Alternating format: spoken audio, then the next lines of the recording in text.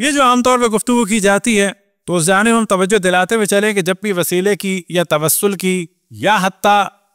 Direct مانگنے کی گفتگو ہوتی ہے تو عموماً استدلال کیا جاتا ہے دشمنان اہل بیت علیہم السلام کی جانب سے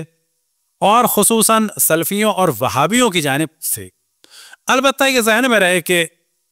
وہابی مطلقاً ایک خاص نظریہ رکھتے ہیں اور دیوبندی بھی وہابیوں کی طرح سے ہیں، لیکن سارے دیوبندی ایسے نہیں ہیں، کیونکہ دیوبندی بھی اصل میں صوفی مسئلہ ہے۔ ہمارے عام طور پر سلفی اور دیوبندیوں اور وہابیوں کو ایک سمجھا ذہن میں رہیں کہ اس سے وہابیوں کو شیلٹر مل جاتا ہے، کیونکہ ساری ان کی بدماشیاں دیوبندیوں میں چلی جاتی ہیں۔ یہ اور بات ہے کہ دیوبندی خود ایک بڑی ہی عجیب و غریب ایک جماعت ہے کہ جن کو خود سلفی بھی اور بریلوی بھی منافق کہتے ہیں، کیونکہ ان کے بہت سارے راوی، تو یہ نہ سمجھے کوئی ہم ان کی تعریف کر رہے ہیں، لیکن ہاں مثال کے طور پر ان کو اپنا بڑا سمجھتے ہیں دیوبندی، انہی میں سے ایک محدث دہلوی کو، اور محدث دہلوی خود قائل تھے ناد علی کے، گو کہ شیعوں کے دشمن تھے، گو کہ ائمہ کے فضائل کو بھی کم کرنے والوں میں سے تھے، لیکن ناد علی کے بھی۔ تو بعض دفعہ ہم ایک جرنل نظریہ رکھتے ہیں کہ جی دیوبندی جو ہیں وہ وہابی ہیں، ایسا نہیں ہے، لیکن ہاں بعض اب ان میں سے بالکل وہابی ہو چکے ہیں۔ اسی طرح سے ہم سمجھتے ہیں کہ بریلوی جو ہیں وہ اہل بیت سے بہت قریب ہے، نہ بریلویوں میں بھی بہت سارے ناسبی ہیں۔ اچھا، جب وہ ذکر کریں اہل بیت علیہم السلام کا تو اس سے کبھی یہ دھوکہ نہ کھایا جائے کہ یہ اہل بیت کو جس طرح سے ماننے کا اظہار کر رہے ہیں تو ان سے دین بھی لیتے ہیں نا، دین لینے میں تو یہ سبھی مائنس ہیں، دین لینے میں یہ سب مائنس ہیں،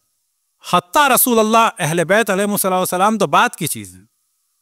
حتیٰ رسول اللہ صلی اللہ علیہ وآلہ وسلم کو بھی عملی اعتبار سے اہل سنت جو ہے وہ کم اہمیت دیتے ہیں بنسبت اپنے اصحاب کے، عملی اعتبار سے، جس کی بات سے کوئی ممکن ہے کسی کے ذہن میں آئے کہ ایسا ہو سکتا ہے، بالکل ایسا ہو سکتا ہے۔ رسول اللہ صلی اللہ علیہ وآلہ وسلم کی توہین بہت ساری جگہ ہے کہ جس میں انہوں نے اپنے دوسرے سیاسی خلیفہ کو آگے بڑھانے کی کوشش، مثلا غیرت کے اعتبار سے کہ وہ ٹوکتے تھے ان کو کہ اپنی بیویوں کو پردہ کرا ہوا، اور اسی طرح سے پورا موضوع ہے اہل سنت میں موافقات عمر، کہ جہاں جہاں انہوں نے ارادہ کیا وہاں وہاں آیت آ گئی، اور اس سے پہلے وہ رسول اللہ کو ٹوک چکے تھے اور ان کی اصلاح کر چکے تھے مثلا۔ تو یہ ایک موضوع ہے کہ وہ ان کو زیادہ اہمیت دیتے ہیں، یہی وجہ ہے رسول اللہ صلی اللہ علیہ وآلہ وسلم کی بھی عصمت کا انکار کر دیتے ہیں، کس کی وجہ سے؟ ان کو بچانے کے لیے، کیونکہ اس شخص نے کہا تھا قد غلبہ الوجع، کہ اس شخص پر بیماری کا غلبہ ہے، یا انہ لیہجر، یا یہ شخص بکواس کر رہا ہے، یا ان الرجل لیہجر، یا یہ آدمی، یہ مرد، یہ شخص بکواس کر رہا ہے۔ اب ظاہر ہے کہ اس کو شیلٹر دینے کے لیے آخر میں بہانہ بناتے ہیں، نہیں معصوم تو تھے لیکن شریعت لانے میں، مثلا قرآن کے وحی کے نقل میں کہیں کہ بالکل معصوم نہیں ہے تو پھنس جاتے ہیں، کہیں کہ بالکل معصوم ہے، یعنی جس طرح ہم شیعہ کہتے ہیں کہ ہر عمل میں اشرف الانبیاء معصوم ہے، ہر قول میں اشرف الانبیاء معصوم، پھر ان کا کیا کریں کہ جو شخص مستقل توہین کرتا رہا رسول اللہ صلی اللہ علیہ وآلہ وسلم کی، حتیٰ جب عبداللہ ابن ابی ابن سلول کی نماز جنازہ پڑھائی رسول اللہ صلی اللہ علیہ وآلہ وسلم، بیٹا جو تھا وہ منافق نہیں تھا، اس نے کہا کہ مجھے اپنا کرتا دے دیں، تو رسول اللہ صلی اللہ علیہ وآلہ وسلم نے کرتا بھی دے دیا، لیکن کہا کہ فائدہ نہیں کہ، لیکن بیٹے کی وجہ سے دے دیا کہ اس کا دل بیچارے کا خوش ہو جائے، باپ کے لیے کوئی بات نہیں۔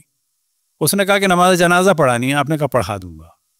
این نماز جنازہ کے وقت 8-9 جگہ تو بخاری میں ہے شاید تقریباً، فَجَذَبَهُ، رسول اللہ صلی اللہ علیہ وآلہ وسلم کو ان کے دوسرے سیاسی خلیفہ نے کھینچا ایسے پکڑ کے کہ کیا نماز پڑھا رہے ہو؟ یہ روش کہ جو آخر میں تھی